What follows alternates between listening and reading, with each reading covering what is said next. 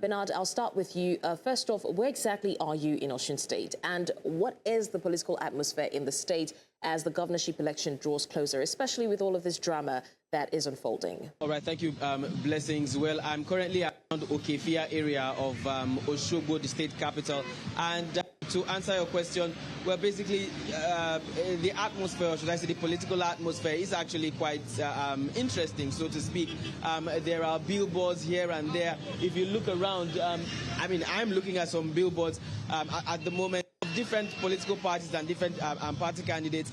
And to my right, what you're looking at right now is some kind of rally that is just about to kickstart.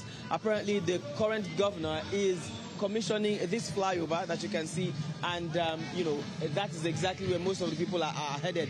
It gives the feeling that the political drama currently ongoing, especially the freezing of the state's account, has not deterred the governor and his supporters, such that they are still going on with their various activities, and of course other party members who are going on with their activities.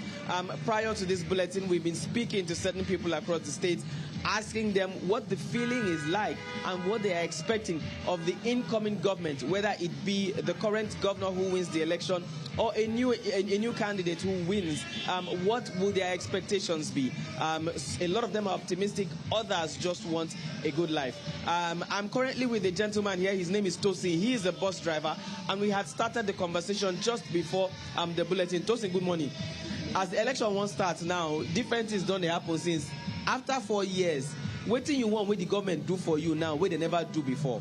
My name is Uwujaren. I'm living at Osogbo here. But I really appreciate what Governor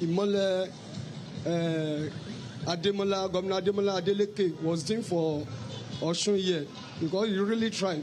But coming election, I believe it's only God can judge, because he really performed in Osun State.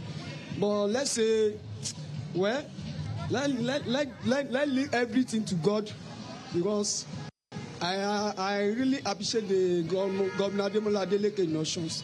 Let's end it. Okay, let me just ask you, what challenges are you facing around in Osun State or around Osun State that you personally think should be addressed? Well, let me say, I will just address in Osun to do the election, silent election. We should not fight with anybody. Just going to go and vote for anybody you like in Osun State.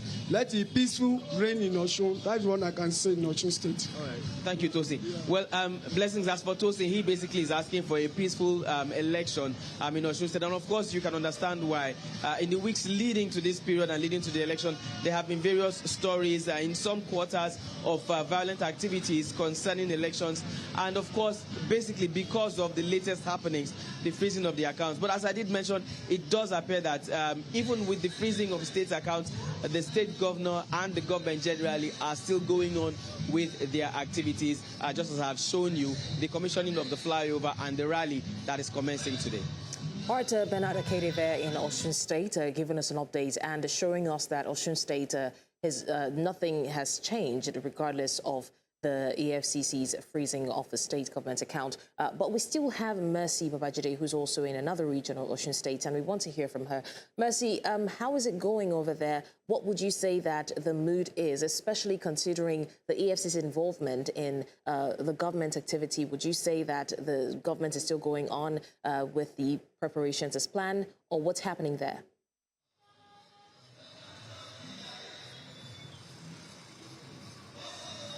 All right, good afternoon, Blessings. I've tried to reach out to some of the government officials, but then no one is taking their calls. But then I'll take it from the people's angle. Most of the people are ready to, of course, cast their vote come the election date. But then talk about the atmosphere.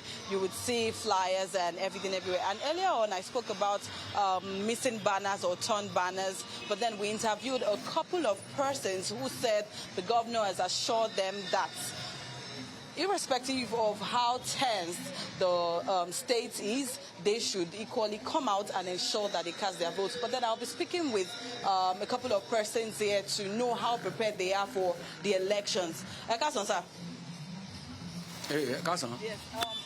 Báwo ni ẹ ṣe múra sí election tó ń bọ̀ ní ọjọ́ in 9 days time?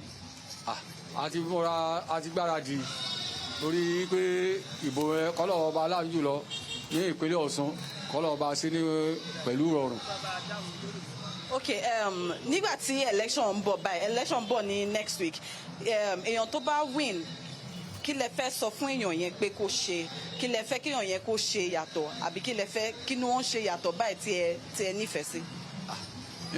Gbogbo tí ọba ti dá ẹni tí ọba sá wọlé kọ́lọ́njọ́ jẹ́ ẹni tí ọ̀rọ̀ mi lọ́rùn tí ó sì rọ aráàlú náà lọ́rùn.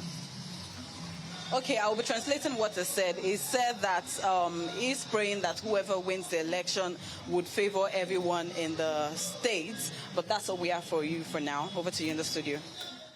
All right, Mercy Babajide as well with the update. Mercy, I mean, I don't know if Bernard is still there. I really want to find out, though, Bernard, are there no questions arising from this latest development? I mean, we seem to be forgetting that the EFCC is claiming that there have been some allegations of funds misappropriation and funds being transferred in large chunks to another account. And it seems like nobody's asking the questions and everybody just wants the best man to win. Hasn't this affected or even raised any form of distrust whatsoever?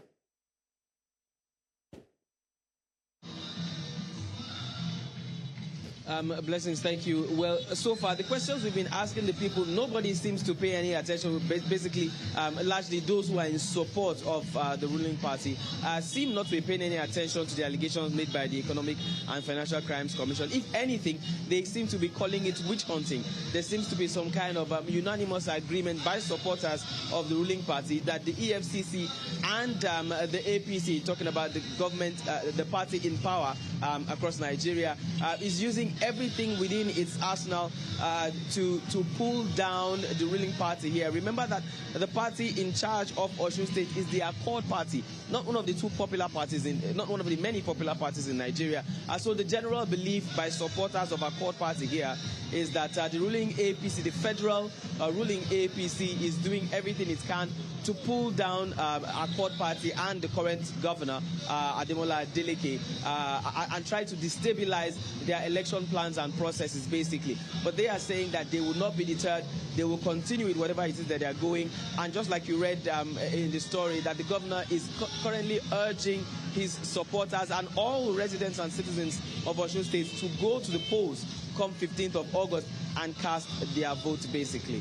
So again, to answer your question, I think the political class and the political elite, while they are having their own conversations, the people, the generality of the populace, are just going on with their businesses, while the supporters are saying that they will not be deterred, regardless of what the EFCC or any other agency does.